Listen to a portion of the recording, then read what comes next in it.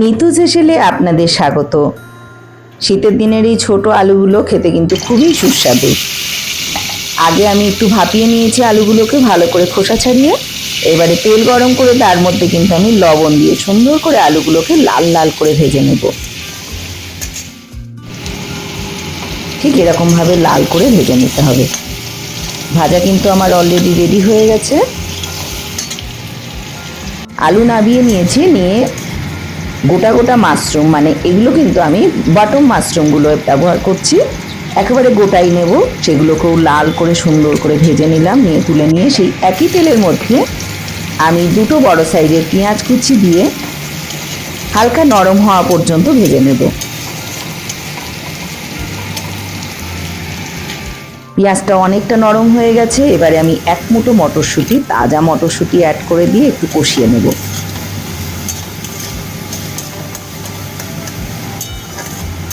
এখন কিছু মশলা অ্যাড করব।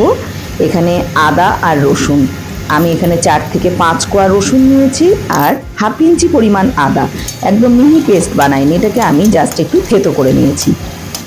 মশলাগুলোকে সব কাঁচা গন্ধ না যাওয়া পর্যন্ত কষিয়ে নিলাম। আর আগে থেকে আমি একটা গোলা মশলা রেডি করে রেখেছিলাম। এখানে ছিল জিরে গুঁড়ো, ধনে গুঁড়ো, লাল লঙ্কার গুঁড়ো আর অল্প পরিমাণ কাশ্মীরি লঙ্কার গুঁড়ো। গোলা মশলাটাকে দিয়ে এবারে তেল না ছাড়া পর্যন্ত সুন্দর করে কষিয়ে নেব। দেখুন মশলা কষানো কিন্তু আমার অলরেডি রেডি। কালারটা কত সুন্দর এসছে। আগে থেকে ভেজে রাখা এবারে আলু আর মাশরুমগুলো এই মশলার মধ্যে দিয়ে উল্টে পাল্টে ভালোভাবে কষিয়ে নেব।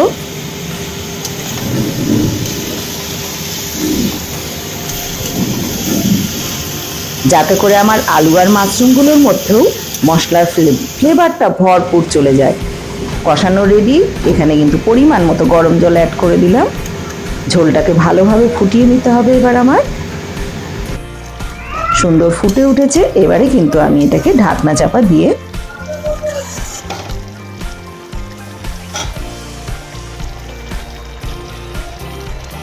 5 মিনিটের জন্য কুক করব। তার আগে এখানে আমি 1 চামচ পরিমাণ লবণ অ্যাড করে দিলাম আর তার সঙ্গে 1 চিমটি পরিমাণ চিনি দিয়ে দিলাম।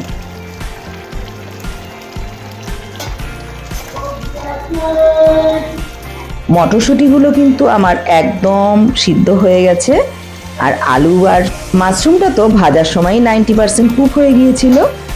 অলরেডি আমার রেডি হয়ে এসছে। আমি উপর থেকে ছড়িয়ে দিলাম 1 চামচ পরিমাণ গরম মশলা।